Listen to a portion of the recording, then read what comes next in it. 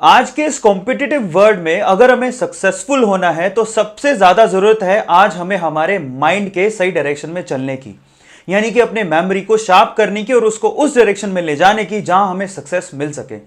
So guys, आज के इस वीडियो में मैं आप लोगों को बताऊंगा कि माइंड को किस तरह से कंट्रोल किया जाए और उसको किस तरह से उस रास्ते पे लगाया जाए जहां हम चाहते हैं, और मेमोरी को शार्प किस तरह से किया जाए। मैं आप लोगों को 5 ऐसी टेक्निक बताऊंगा, 5 ऐसे रास्ते बताऊंगा जिसको फॉलो करके आप अपना ये काम बहुत ही आसान बना सकते हैं, जो कि ज्यादातर स्टूडेंट के लिए डिफिकल्ट होता है। एक्चुअल में मुझे बहुत सारे मैसेजेस, मेल्स मिलते हैं कि सर हम लोग स्टडी करते हैं। बहुत सारे स्टूडेंट ऐसे हैं जो मुझे मैसेज और मेल करते हैं कि सर हम स्टडी टेबल पे बैठते हैं, स्टडी करना चाहते हैं, लेकिन फोकस नहीं कर पाते हैं, कॉन्सेंट्रेट नहीं कर पाते हैं। वो क्यों नहीं कर पाते हैं, उसके और करने के तरीके क्या हैं, वो सब मैं आप लोगों को बताऊंगा। और बहुत बहुत ही सिंपल 5 तरीके हैं जिसको अगर आप फॉलो करेंगे तो डेफिनेटली आपके ये जो प्रॉब्लम्स हैं वो दूर हो जाएंगे। सो वीडियो को बहुत ध्यान से देखिएगा। सो चलिएगा इस वीडियो को शुरू करते हैं। सबसे पहला तरीका, लेकिन तरीकों पे जाने से पहले सबसे पहले मैं आपसे यह चीज कहूंगा कि जो चीज आप पाना चाहते हैं जिंदगी में वो आपके लिए उतनी ही जरूरी होनी चाहिए जितनी की जरूरी आपके लिए सांस लेना है। आपके लिए जितना जरूरी ब्रीदिंग करना है, अगर उतना ही जरूरी अगर आपका वो एम भी हुआ, if you want to be a doctor और you want to be an engineer, आपके लिए वो उतना ही जरूरी है जितना कि सांस लेना, तो आपको सक्सेसफुल होने से कोई नहीं रोक सकता। ये सक्सेसफुल होने का सबसे पहला मंत्र है। अब सवाल यह है कि अगर आपके पास इतनी शिद्दत के साथ कोई एम है तो उसको फॉलो करने के लिए आपको अपनी मेंटल और फिजिकल स्ट्रेंथ को बरकरार रखना पड़ेगा। सो आज के इस वीडियो में मेंटल स्ट्रेंथ को कैसे बढ़ाएं, उसी के 5 उपाय मैं आप लोगों को बताने वाला हूं। सबसे पहले आपको क्या करना है, सबसे पहले आपको अपने माइंड में आने वाले 10,000 से 12,000 जो पर डे थॉट्स आते हैं उनको रिमूव करना है, अपने दिमाग को खाली करना है। और उसके लिए मैं आपको एक एक्सरसाइज बताता हूं। देखिए हमारे साथ सबसे बड़ी प्रॉब्लम क्या होती है, जब हम पर डे बैठते हैं, बुक आपके सामने है, आप फिजिकली वहां प्रेजेंट हो लेकिन मेंटली प्रेजेंट ही नहीं हो। बहुत सारे थॉट जो आपके दिमाग में घूमते रहते हैं वो आपको अड़चन पैदा कर रहे हैं पढ़ने में। तो उसके लिए क्या कीजिए, एक सिंपल रास्ता मैं आप लोगों को बताता हूं, एक सिंपल प्रैक्टिस है। अगर आप वो 7 दिन तक जारी रखते हैं तो आपको अपनी स्टडी में भी फायदा मिलेगा। आप पूरे 24 घंटे में आधा घंटा ऐसा निकालिए जिसमें आपको इन थॉट्स को रिमूव करना है और अपने दिमाग में थॉट्स को आने ही नहीं देना है। ठीक है, मतलब क्या है जरा समझिए। पूरे दिन में सुबह का जो टाइम होता है वो सबसे अच्छा होता है। आप मॉर्निंग वॉक पर निकलिए। ज्यादातर क्या होता है, जो मॉर्निंग वॉक पे जाते हैं ना, उनका अपने रास्ते और रास्ते में आने वाली चीजों पे ध्यान ही नहीं होता है। हमारा ध्यान कहां होता है, घर पे क्या चीज रह गई, दोस्त की पार्टी में क्या हुआ था, लास्ट नाइट क्या हुआ था, कल मैं क्या कर रहा था, परसों क्या करूंगा, आगे आने वाले टाइम में क्या करूंगा, प्लानिंग, कल का प्लान, परसों का प्लान, ऐसे करके सारा समय निकल जाता है रास्ते में। और हमारा ध्यान ही नहीं जाता कि हम जिस रास्ते पे चल रहे हैं, आजू बाजू आमने सामने क्या आ रहा है, क्या है हमारे सामने, उसको विजुअलाइज ही नहीं कर पाते। उन थॉट्स को कम करना है। आप सुबह जब वॉक पे निकले तो आप क्या कीजिए, आपके सामने जो चीजें प्रेजेंट हैं, जो सामने चीजें आ रही हैं, उनको ध्यान से देखिए, उन पे फोकस कीजिए। सड़क पे ध्यान दीजिए, ग्रीनरी पे ध्यान दीजिए, व्हीकल जा रहे हैं उन पे ध्यान दीजिए, लोगों पे ध्यान दीजिए, कॉन्सेंट्रेट करिए और कोशिश करिए उनको मेमोराइज करने की। प्रेजेंट टाइम में अगर आप जीना सीख गए तो वो थॉट्स ऑटोमेटिकली धीरे धीरे करके रिमूव हो जाएंगे। आधा घंटा ऐसा निकालिए अपने पूरे दिन में जिसमें आपको ऐसे थॉट अपने दिमाग में आने ही नहीं देने हैं जो कि अनरियलिस्टिक है, मतलब ऐसे जो कि रियली आपको दिखाई नहीं दे रहे हैं। ये बहुत ज्यादा इंपॉर्टेंट स्टेप है जो आपको अपनी मेमोरी को शार्प करने के लिए जरूरी है। अब इसका फायदा क्या होगा, अगर आप प्रेजेंट टाइम में प्रेजेंट चीज को देखते हुए वहां पे कंसंट्रेट कर पा रहे हैं तो जब आप स्टडी टेबल पे बैठेंगे, आपके सामने आपकी बुक होगी, तो आप अपने टॉपिक पे भी कंप्लीटली फोकस कर पाएंगे, एटलीस्ट हाफ एन आवर। आप जितना प्रैक्टिस करेंगे सुबह आधे घंटे कि मेरे पास, मेरे दिमाग में अनरियलिस्टिक थॉट आए ही नहीं, ऐसे थॉट जो मेरे सामने हैं आए ही नहीं, तो वो जो प्रैक्टिस है आपको आपकी स्टडी टेबल पे भी काम देगी। तो सुबह सुबह जाएं मॉर्निंग वॉक पे, जो एक्स्ट्रा थॉट्स है उनको आने ही नहीं देना है और आपको क्या करना है, आपके सामने आने वाली हर एक चीज को फोकस करना है। तो ये सबसे पहला प्रैक्टिस काम करना है। दूसरे काम पर चलते हैं। देखिए सेकंड काम क्या है, देखिए पढ़ाई करना एक ऐसा काम है बेसिकली, ठीक है, जो थोड़ा बोरियत सा महसूस कराता है, ठीक है। उसके बजाय हमें खाना खाना ज्यादा अच्छा लगता है, मूवी देखना ज्यादा अच्छा लगता है, वो ऐसे काम है जिसमें हमें एंटरटेनमेंट मिलता है, तो ऐसे काम को करना हमें ज्यादा अच्छा लगता है। तो और स्टडी का जो काम है बेसिकली वो उन कामों से तो नीचे आता है, इसलिए ज्यादातर लोग स्टडी पे फोकस नहीं कर पाते। तो मैं आपसे क्या कहूंगा, दिन में एक ऐसा वक्त निकालिए जब आप स्टडी टेबल पे बैठ रहे हैं पढ़ने के लिए, तो आप अपने जो काम आपको पसंद है, ठीक है, जो आपके दिमाग में उस टाइम पे आपको लगता है आ सकते हैं, उनको निपटा लीजिए। आप स्टडी टेबल पे तब बैठे जब आपके वो सारे शौक पूरे हो जाए।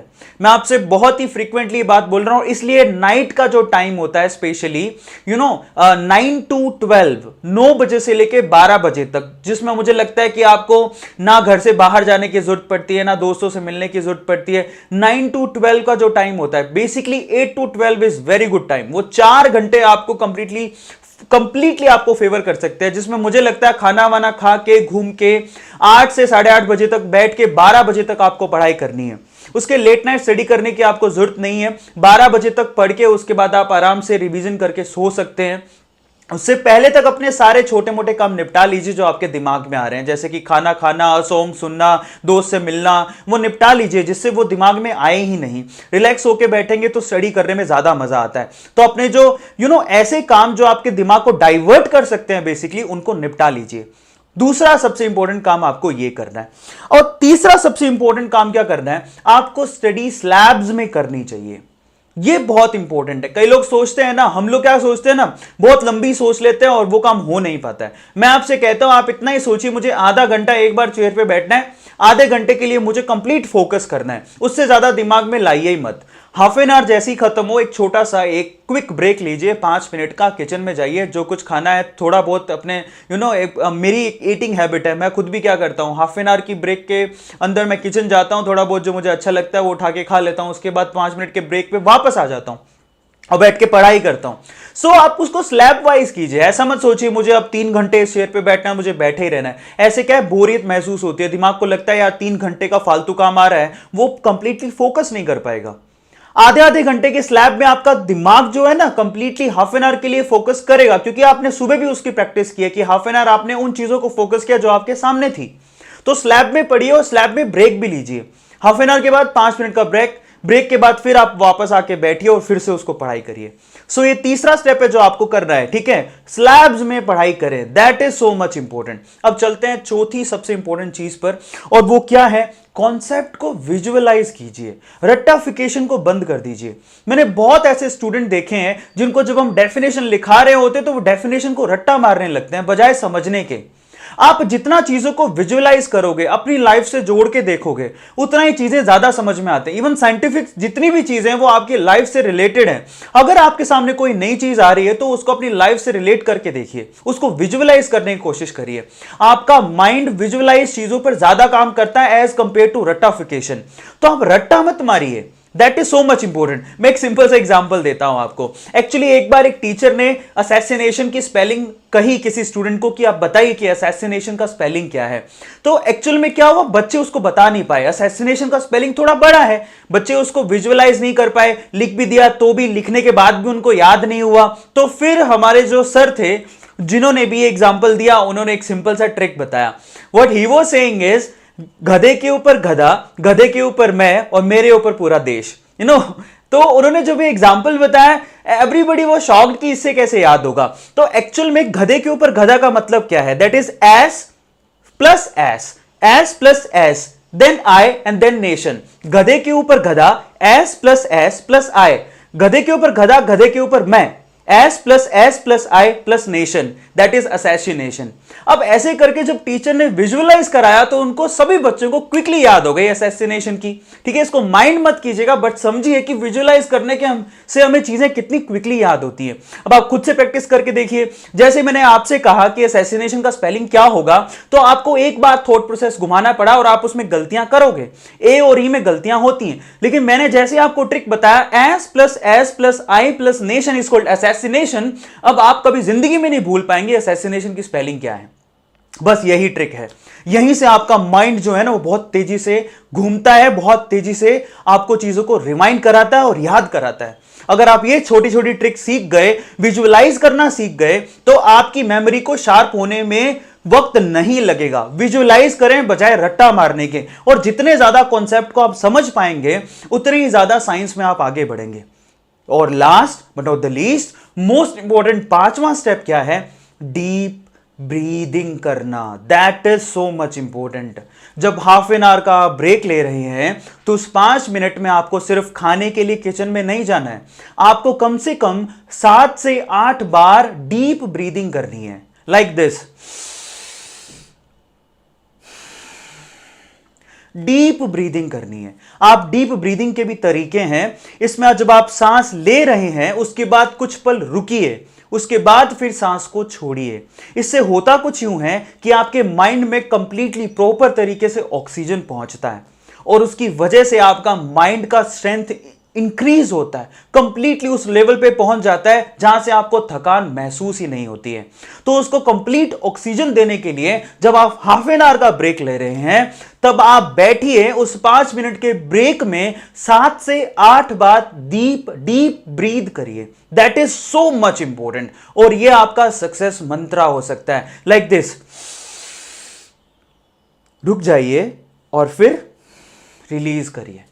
ये 5 अगर आप महीने भर करते हैं तो मैं आपको गारंटी दे सकता हूं कि आपका मेमोरी पावर उस लेवल तक चला जाएगा जहां तक आप बहुत आसानी से किसी भी एम को अचीव कर सकते हैं, सक्सेसफुल हो सकते हैं गाइस।